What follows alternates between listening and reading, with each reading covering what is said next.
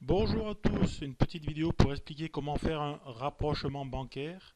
Donc on part du compte 512 Société Générale qui est dans notre comptabilité et ensuite on a le relevé qui provient de la banque. Il va falloir commencer par pointer tout ce que l'on retrouve dans nos relevés et dans notre comptabilité. Donc voici le pointage.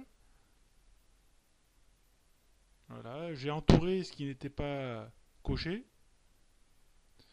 Donc j'ai fait le pointage.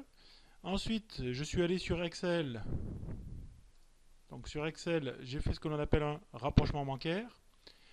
Donc ici, j'ai ma partie comptabilité et ici ma partie banque. On a le solde de fin de mois en comptabilité et le solde de fin de mois au niveau de la banque, donc sur le relevé bancaire. Et ensuite, on va rajouter dans notre comptabilité ce qu'on n'a pas pointé sur le relevé bancaire. Donc ce qui n'est pas pointé sur le relevé bancaire, ce sont des dépenses, donc des dépenses et des recettes. Donc ici, il apparaît les recettes qui n'ont pas encore été saisies en comptabilité et qui n'ont donc pas été pointées sur le relevé bancaire. Voilà. Et du point de vue de la banque, elle n'est pas au courant, par exemple, que j'ai des chèques qui ont été faits et qui n'ont donc ce sont des chèques qui n'ont pas été encore débités à la banque. Donc une fois que j'ai tout reporté dans mon rapprochement bancaire, je dois tomber sur un solde identique. Donc ici, j'obtiens 4529,19 euros dans ma comptabilité et 4529,19 euros chez la banque. Une fois que j'ai donc les mêmes soldes, il faut que je passe des écritures dans ma comptabilité pour être à jour et que je repère d'éventuelles erreurs. Donc ici on a une erreur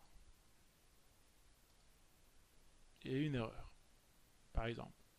Donc le virement, je l'ai mal comptabilisé. Donc qu'est-ce que je dois faire?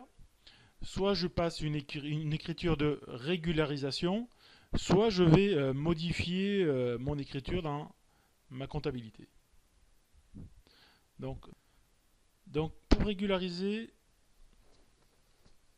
cette écriture, donc il faut que mon 704,10 € il disparaisse. Voilà. Donc je supprime des deux côtés.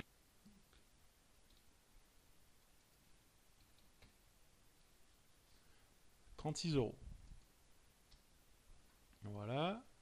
Ensuite ici on voit qu'on a, si je fais égal,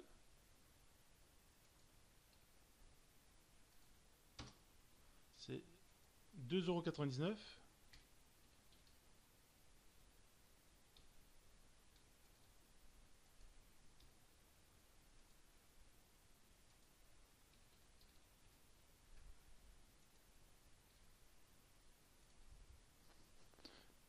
Voilà. OK. Donc ça, il s'agit des agios. Donc je passais une écriture d'agio. Un revenu d'action qui n'ont pas été comptabilisés. Et là, il faut que je modifie un virement. Voilà, donc là, mon rapprochement bancaire est juste. Donc pour récapituler ce rapprochement bancaire, on part de notre solde de fin de mois dans le 512 et sur notre extrait bancaire. Voilà. Ensuite, dans ma compta, je regarde ce qui n'a pas été pointé sur le relevé bancaire.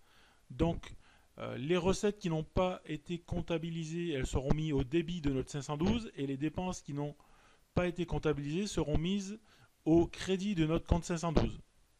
Quand on est du côté de la banque, c'est l'inverse.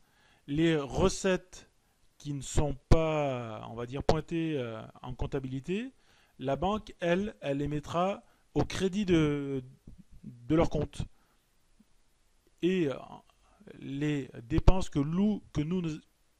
les dépenses que nous avons saisies en comptabilité, elles seront plus tard au débit sur notre relevé bancaire. Donc ici, j'ai 3 chèques qui n'ont pas été encore débités.